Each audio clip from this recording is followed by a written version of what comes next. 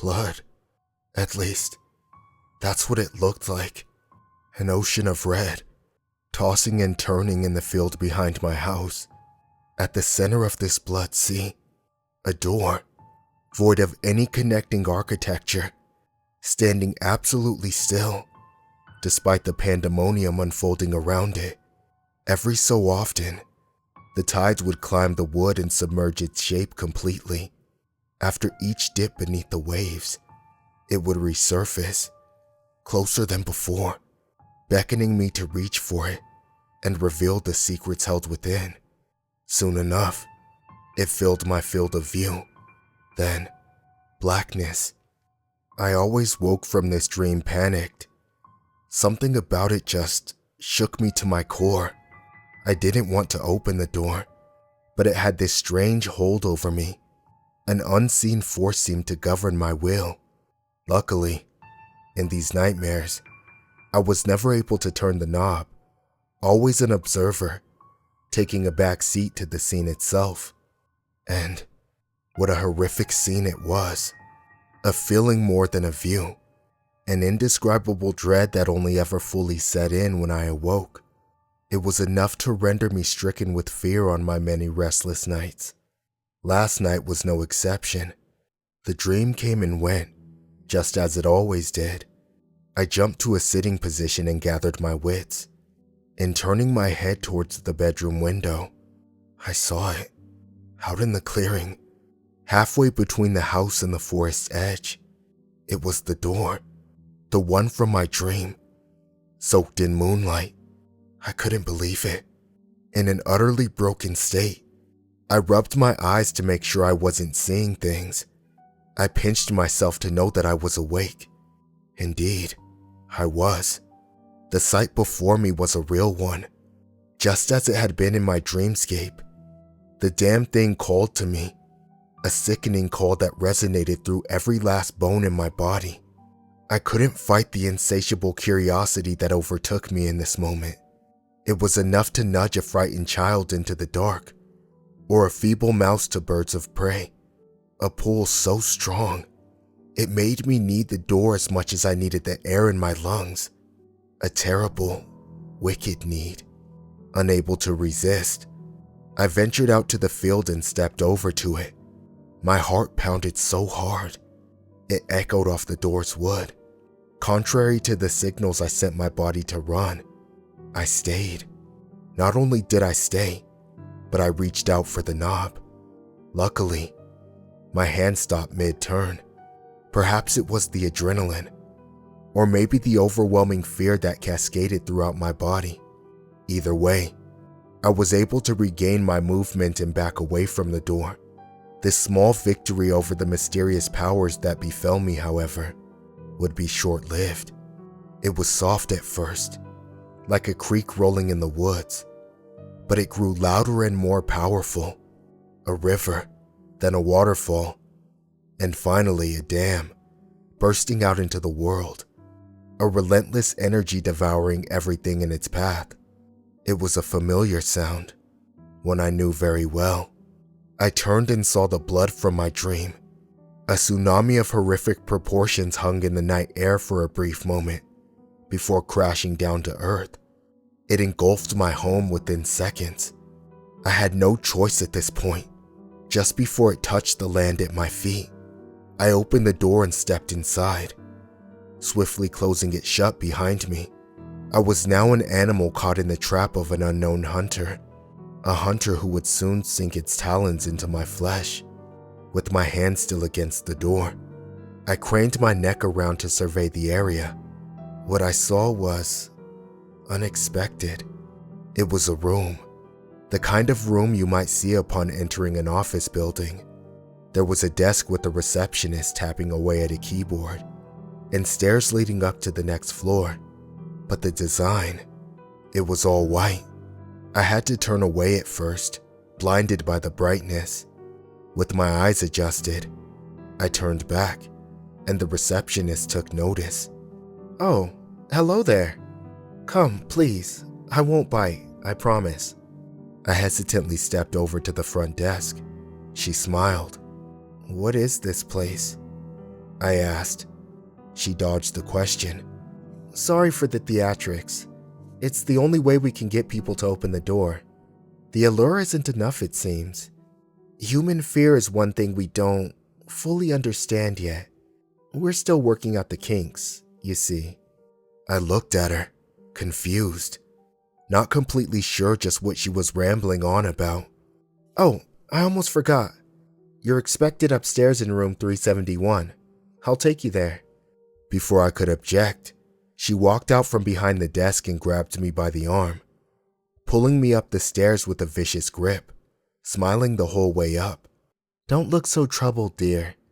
It'll be over before you know it. A quick procedure. Then you can move on. Where are you taking me? What is this place? What the hell is going on here? She smiled again. You humans are always so inquisitive. Such a strange trait. Soon enough, we arrived at what I presume was room 371. A black door at the end of a long white hall. The dissonance was unsettling. Here we are. The receptionist knocked twice at the door. An older gentleman opened it up and greeted us. He was maybe in his 50s, well-dressed, gray mustache. Yes. This must be our latest arrival. How are you? He asked. I want to go home. Right now, I demanded. The man and woman chuckled. So strange how they all tend to say that. Well, let's begin. The receptionist handed me to the gentleman and closed the door behind us. I was now in an equally black room. Small, maybe 12 meters by 12 meters, with a chair, akin to the one in a dentist's office, and a podium behind it, upon which was a device. Before I could get a better look, the man pushed me into the chair.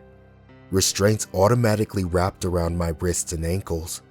What the hell is this? I tried to break free, but it was no use.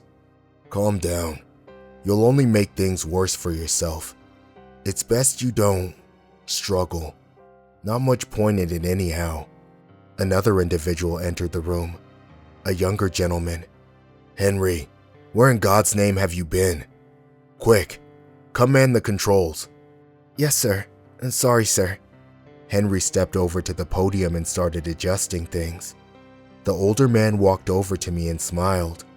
He pulled a sharp silver utensil from his pocket. Don't fight it. It's just a few small incisions. That's all. In a flash, the silver met my forehead. It was over so fast. I barely had time to wince. The man had engraved 3 straight lines into my skin just below my hairline. There, that wasn't so bad. Henry, are we ready? Yes, sir. Everything has been calibrated. Good. I chimed in. Why don't you just kill me already? They both laughed. Then, the older man leaned in. Do you think that's what we're doing? No. We're extracting your soul. But first, we need to access your memories. The powerful ones. The recollections that have stuck with you, even after long bouts of time have passed. I felt Henry place a helmet on me. It shrunk to match the outline of my head. The man gave it a few knocks. This'll show us what we need to see. Then, the pathways should illuminate. A roadmap to the human soul. That's what we need. Fire it up, Henry. Small prickly needles pierced the cuts on my forehead from within the helmet. Then, an image appeared on the black wall ahead, like a projection almost. It was a memory, one of my memories. As I watched, awestruck, something happened. My consciousness was seamlessly transferred. In an instant, it was transported to the scene, now reliving the moment on the wall. Rebecca and I stared at the farmhouse. It wasn't much to look at, but it had potential. That, and the land around it was vast, surrounded by a beautiful forest. Is it everything you hoped it would be? Rebecca asked, wrapping her arms around me. It is, actually. I put my arms around her waist and turned to meet her gaze. We had been together only a year, but I knew, before this point, I truly cared for her. But in this moment, I fell. Now that we were starting a life together, all bets were off. She was the one, and I couldn't have been happier. I awoke in the black room, like a diver coming up for air. My lungs were on fire. Reliving memories was not a painless procedure. No, Henry. What have I told you 1,000 times before? Happy memories won't do. They're not powerful enough. Find me something dreadful, and do it fast before he's a goner. Goner? I asked. The receptionist entered and handed the man a cup. A beverage I can only guess was their equivalent to coffee. Thank you, Mildred. Lord knows I need it. She left. Henry fiddled around at the helm and charted course for a different moment in my sordid past. In an instant, I was transported there. This was one memory I tried so desperately to forget. It was dark, right around midnight. I woke up to an empty rest of the bed. I assumed Rebecca had gone to the bathroom. I can't explain it, but as I waited for her to return, something felt wrong. The kind of feeling when you enter a room and a picture frame is slightly askew. You can tell something's amiss, but you can never quite put your finger on what. I laid there for a long while and let the unrest consume me. It was only then that I decided to get out of bed and see if Rebecca was all right. Something drew my attention to the window, a figure in the clearing behind the house. I stepped over to the glass for a better look and saw it. It was Rebecca, falling to the ground. My heart sank. I raced out of the house screaming her name. When I reached her, I knelt to the ground by her side. She was covered in blood, holding a kitchen knife. She cried and spoke with what little energy she had left. I'm sorry. I'm so sorry. I had to. The voices, they wouldn't stop. I had to make them stop. Her voice trailed off. The life left her eyes. She was gone. Once again, I sprang to life in that godforsaken black room, left to reflect on my past. Rebecca was mentally ill. She was seeing a psychologist, but unbeknownst to me, she had stopped taking her medicine. I had no idea her condition would get that bad. I had no idea she would even think about taking her own life. And of course, it was all my fault. I should have seen the warning signs. I should have sought better counsel. I should have gotten out of bed sooner. That's why the nightmare started, I thought. It always took place in that damned field. The wood and the ocean, the same shade as the blood that spilled from her veins. I thought it was a manifestation of my own guilt. She was on the floor, and that's why I felt the need to come to it. But I knew, just as I had that night, that something was amiss. Something that kept me scared of it. My introspection was interrupted by the older gentleman. Henry, that's it. A perfect memory if there ever was one. Keep going, we need another. Just one more should do it. Look for. The sound of liquid meeting something electrical filled my ear. Sparks flew in my peripheral vision. The man had spilled his drink on the controls. Dear God, I heard Henry say. Henry, how could you let this happen? Me? It was then that a new image appeared on the wall, and I was once again transported to another place. This time, I didn't know what to expect. I was drowning in the ocean of red that plagued my nightmares. And there, at the center of the field was the door, in all of its ominous glory. I tried to swim, but the currents were far too fierce. Whilst treading water, the door opened. My wife, Rebecca, was within. She spread her arms and the waves followed. The sea parted before me, and I landed on the ground below, coughing the contents of my lungs out on the field. I turned to see her stepping past the threshold of the doorway. She walked out into the field, walls of red on either side of her. Eventually, she stopped where I was and looked down at me. She was beautiful, just as beautiful as the day we met. "Hello, my love." I tried to respond, but there was still water in my throat. One blink and she was gone. Her voice met my ear from behind. "Why didn't you save me?" I turned and saw her, now bloodied. It was the same state she was in when I found her in the field. "Was I not good enough? Did you want me to die?" I finished clearing my airways and stood, tears rolling down my cheeks. "I'm sorry, Rebecca. I didn't know. She interjected. "That's not good enough." She vanished again. I turned around. She was there, now clean, holding an infant in her arms. "Isn't she beautiful? Her name's Abigail." I trembled. "We never had a child, Rebecca." "You're right, hun. This is the baby I would have birthed had I lived long enough to have her. Don't you remember picking out the names? Jack for a boy, after his father, and Abigail for a girl." I remembered. We laid in the field for hours one night, looking up at the moon and discussing where our life together was headed.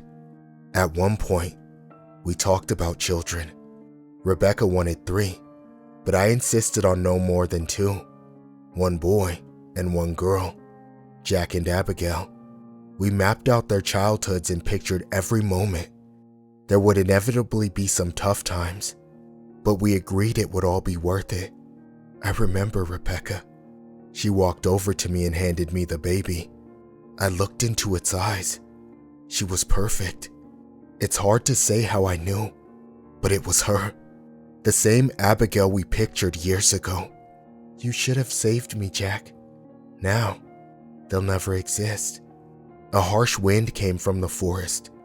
I watched in horror as Abigail's form turned into dust and blew away through the gaps between my fingers.